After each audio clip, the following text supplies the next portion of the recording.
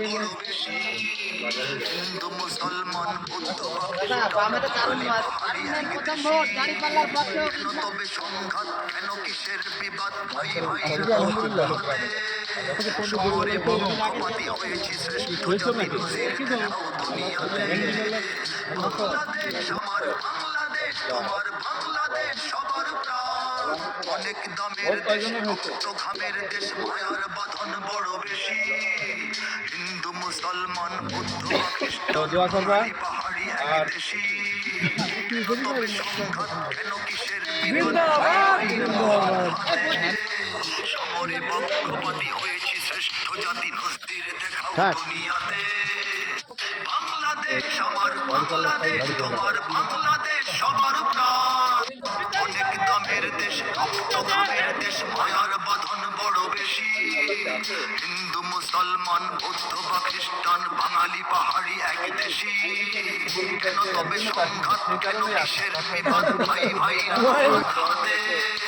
সমরে পক্ষপাতী হয়েছি শ্রেষ্ঠ জাতি নজির দেখাও দুনিয়াতে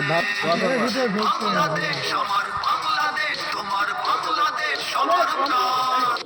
অনেক দামের দেশ রক্ত ঘামের দেশ মায়ার বাঁধন বড় বেশি হিন্দু মুসলমান বৌদ্ধ বা খ্রিস্টান বাঙালি পাহাড়ি এক দেশি কেন তবে সংঘাত কেন কিসের বিবাদ ভাই ভাই সমরে পক্ষপাতী হয়েছি শ্রেষ্ঠ জাতি নজির দেখাও দুনিয়াতে বাংলাদেশ আমার বাংলাদেশ তোমার বাংলাদেশ সবার প্রাণ অনেক দামের দেশ রক্ত ঘামের দেশ মায়ার বাঁধন বড় বেশি হিন্দু মুসলমান বৌদ্ধ বা খ্রিস্টান বাঙালি পাহাড়ি এক দেশি কেন তবে সংঘাত কেন কিসের বিবাদ ভাই ভাই রাখো হাত হাতে সমরে পক্ষপাতী হয়েছি শ্রেষ্ঠ জাতি নজির দেখাও দুনিয়াতে বাংলাদেশ আমার বাংলাদেশ তোমার বাংলাদেশ সবার প্রাণ অনেক দামের দেশ রক্ত ঘামের দেশ মায়ার বাঁধন বড় বেশি হিন্দু মুসলমান বৌদ্ধ বা খ্রিস্টান বাঙালি পাহাড়ি এক দেশি কেন তবে সংঘাত কেন কিসের বিবাদ ভাই ভাই রাখো হাত হাতে সমরে পক্ষপাতী হয়েছি শ্রেষ্ঠ জাতি নজির দেখাও দুনিয়াতে বাংলাদেশ আমার বাংলাদেশ তোমার বাংলাদেশ সবার প্রাণ অনেক দামের দেশ রক্ত ঘামের দেশ মায়ার বাঁধন বড় বেশি হিন্দু মুসলমান বৌদ্ধ বা খ্রিস্টান বাঙালি পাহাড়ি এক দেশি কেন তবে সংঘাত কেন কিসের বিবাদ ভাই ভাই রাখো হাত হাতে সমরে পক্ষপাতী হয়েছি শ্রেষ্ঠ জাতি নজির দেখাও দুনিয়াতে বাংলাদেশ আমার বাংলাদেশ তোমার বাংলাদেশ সবার প্রাণ দামের দেশ রক্ত ঘামের দেশ মায়ার বাঁধন বড় বেশি হিন্দু মুসলমান বৌদ্ধ বা খ্রিস্টান বাঙালি পাহাড়ি এক দেশি কেন তবে সংঘাত কেন কি সবাইকে একটু ডাক দাও একটু কথা বলি বিসমিল্লাহির রহমানির রহিম ইন্নাল্লাহা ইয়ামুরুকুম আন তুআদ্দুল আমানাতি ইলা আহলিহা ওয়া ইযা হাকামতুম বাইনান নাসি আন তাকুমুল বিলাদ আসন্ন জাতীয় সংসদ নির্বাচন 2026 12 ফেব্রুয়ারি অনুষ্ঠিত হতে যাচ্ছে সেই লক্ষ্যে আমাদের গণসংযোগ চলছে বিভিন্ন গ্রামে পাড়া মহল্লায় স্ব এলাকার বোনেরা করছেন আমিও প্রতিদিনই কোনো না কোনো এলাকায় গণসংযোগ করি তারই একটি অংশ হিসাবে আজকে জামায়াতপুর আমার একেবারে কাছের গ্রাম নিজের গ্রাম বলা যায় আমি সেই মেম্বার থেকে শুরু করি এই পর্যন্ত এই গ্রামের সবসময় ভালোবাসা এবং সহযোগিতা পেয়েছি ইনশাআল্লাহ এবারও পাবো এই জন্য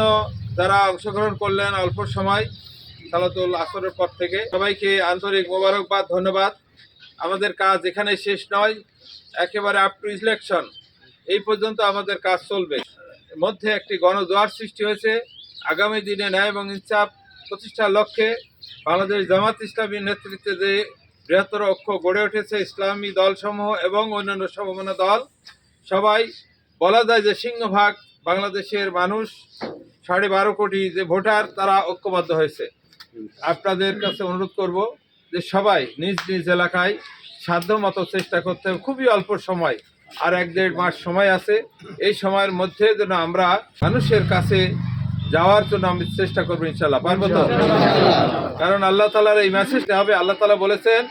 তোমাদের পবিত্র আমানত সমূহ সৎ এবং যোগ্য পাত্রে সুপর্দ করে দাও দিলে তারা দায়িত্ব পেলে তারা আদল এবং ইনসাফ কায়েম করবে আমাদের সেই ইনসাফ কায়েমের জন্যই আমরা প্রচেষ্টা চালিয়ে যাচ্ছি বাংলাদেশটা একটা দুর্নীতিমুক্ত বাংলাদেশ গড়ব